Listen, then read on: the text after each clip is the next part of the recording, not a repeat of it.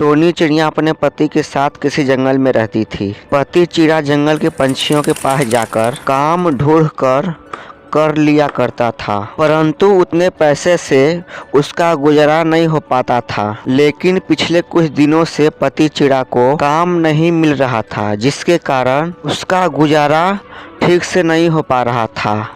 इसी तरह एक सुबह, सुनो जी, मेरे घोंसले में एक भी अन्न का दाना नहीं है। मेरे पास जो पैसा था वो भी खत्म हो गया। यहीं से पैसा लाइए कि हम राशन खरीद सके। तुम तो जानती हो ना टोनी कि ठंडियों का मौसम चल रहा है, कहीं काम धंधा नहीं मिल रहा है। आप परेशान क्यों हो रहे हो सकता है भगवान हमारा परीक्षा ले रहा हो। देखना एक दिन भगवान सारे दुख दूर कर देंगे। तुम सही कह रही हो टोनी। ठीक है, मैं अभी काम ढूंढने जा रहा हूँ। पति चिड़ा जैसे घर से बाहर निकलता है तभी उसके सामने एक हवाई मोटर रुकता है। मोटर का आवाज सुनकर टोनी चिड़िया भी आ जाती है। टोनी चिड़िया देखती है उसकी बड़ी भाभी रानू चिड़िया और उसके पति और छोटा सा बच्चा दिखाई दिया। अरे रानू भाभी, आप यहाँ कब आई?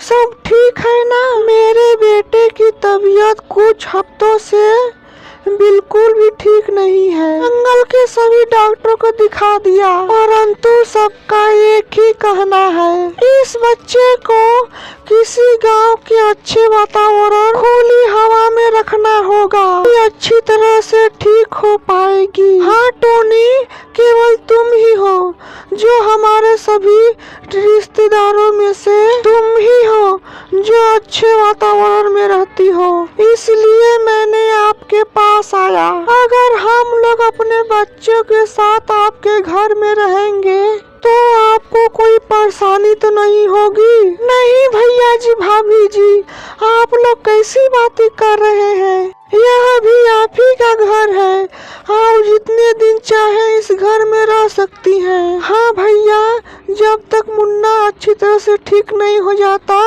आप लोग हमारे पास ही रहिए। देखिए, हमने कहा था ना कि हमारे आने से कोई परेशानियां नहीं होगी। आप झूठ मूठ का ही परेशान हो रहे थे। टोनी चिड़िया उन्हें घर के अंदर ले जाती है। पति चिड़ा अपने पड़ोसी तोता से दूध मांग कर लाता है और टोनी चिड़िया उनके लिए चाय बनाती है। फिर टोनी चिड़िया जंगल के जमींदार चील से कुछ उधार पैसे मांगकर राशन लाने को कहती है। पति चिड़ा चील के पास जाता है और उधार ब्याज पर पैसे लेकर आता है। उन पैसों से राशन लेकर आता है। टोनी चिड़िया सबके लिए खाना बनाती है और भैया और भाभी को पेट भर खाने को देती है। वह खुद पति पत्नी दोनों कम भोजन खाती हैं, मेहमानों को खाने में भोजन कम ना हो। फिर आधी रात होते ही बच्चा रोने लगता है। मामा, मुझे बहुत जोरों का भूख लगा है। चुप हो जाओ मेरे राजा बेटा मुन्ना, चुप हो जाओ। और आनो, इतना मुन्ना रो क्यों रहा है इतनी रात को? मुझे लगता है इसे दूध पीना है। क्या है ना, इसे रात को दूध पीकर सोने की आदत है। हाँ, बात तो सही है, बच्चे को दूध पीना बहुत जरूरी है, नहीं तो सोएगा कैसे? टोनी, तुमको इस बात का ध्यान रखना चाहिए था ना। आप टोनी को कुछ मत कहिए, टोनी की कोई गलती नहीं है। मुझे लगा इसका पेट भर गया है। अच्छा टोनी, मुन्ने के लिए दूध लेकर आना। लेकिन दूध तो नहीं है घर में। भाभी जी, जो चाय बनाया था उसमें खत्म हो गया। कोई बात नहीं, इसे हम गीत गाकर सुला देती हूँ। नहीं, बच्चा भूखा नहीं सोएगा। मैं अभी मुन्ने के लिए दूध लेकर आता हूँ। पति चिड़ा तुरंत घर से बाहर जाता है और पड़ोसी तोता से दूध मांग कर लाता है और पत्नी टोनी को देता है। टोनी तुरंत दूध को गर्म करती है और बच्चे को पीने को देती है। इसी तरह एक दिन बारिश हो रहा था। वाह, आज तो पकौड़े खाने का मन कर रहा है। आज अपने घर होता तो हलवाई कुक को कहता गर्मा गर्म पकौड़े बनाता तो खाने में कितना मजा आता। भैया, आप तनको परेशान ना हो, ये आपकी बहन है ना, ये किस काम आएगी। अभी मैं पकौड़े बनाकर आपको खिलाती हूँ। टोनी चिड़िया किचन में जाती है और देखती है उसको पकौड़े बनाने के लिए कोई सामान नहीं था। वह अपने पति चिड़ा से कहती है, ए जी, सुनते हो, जमींदार चील से और पैसा लेकर आओ। पति चिड़ा जाता है जमींदार चील से और ब्याज पर पैसे लेकर आता है।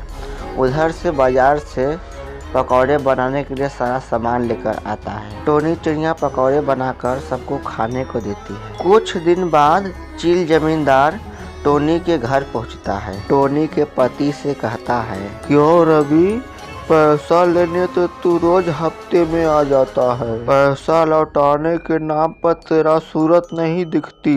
चील जमींदार, मैंने आपसे कहा था ना, 2-4 हफ्ते में मैं आपका पैसा लौटा दूंगा। मेहमानों के सामने लफड़ा करने की क्या जरूरत है। अच्छा, तो कर्ज पर पैसा लेकर मेहमानों को भोजन खिला रहा है, पकौड़े खिला रहा है, तब तेरा इज्जत कम ना होती। चलो रे, इसका घर से सारा सामान बाहर निकालो। तभी टोनी का भाई आ जाता है और कहता है, जाओ, कितने पैसे हुए तुम्हारे। 12,000 रुपए।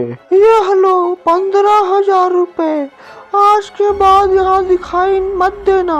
चील जमींदार पैसे लेकर चला जाता है। फिर टोनी का भाई टोनी के पति से कहता है, ये क्या है रवि, तुम्हारे साथ इतना सब कुछ हो गया, लेकिन तुमने हमको बताया तक नहीं कि भाभी नहीं हूँ।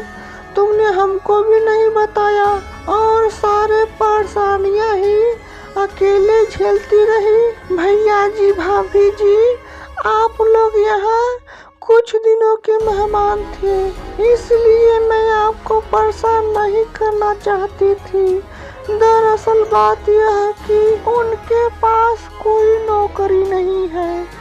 कभी कभी मजदूरी का काम मिलता है, कभी नहीं मिलता है, इसीलिए हम बिगड़े समय इसी तरह काट रहे हैं। लेकिन अब नहीं टोनी, इस गांव में एक बड़ा सा किचन का होटल खुलना चाहता हूँ कि जो भी पंछी आए वो हमारे होटल पर रुके और इस जंगल का सुंदरता देख सके। और मैं चाहता हूँ कि तुम इस होटल में मैनेजर बनकर काम करो। महीने में 20 से 25 हजार रुपए दूंगा, बोलो मंजूर है। यह बात सुनकर टोनी और टोनी के पति को आंख में आंसू आ जाता है। टोनी चिड़िया अपने भाभी को गले लग गई। कुछ महीने बाद उस गांव में होटल बनकर तैयार हो जाता है। दूर के पंछी आने लगे और उस होटल में खूब कमाई होने लगी।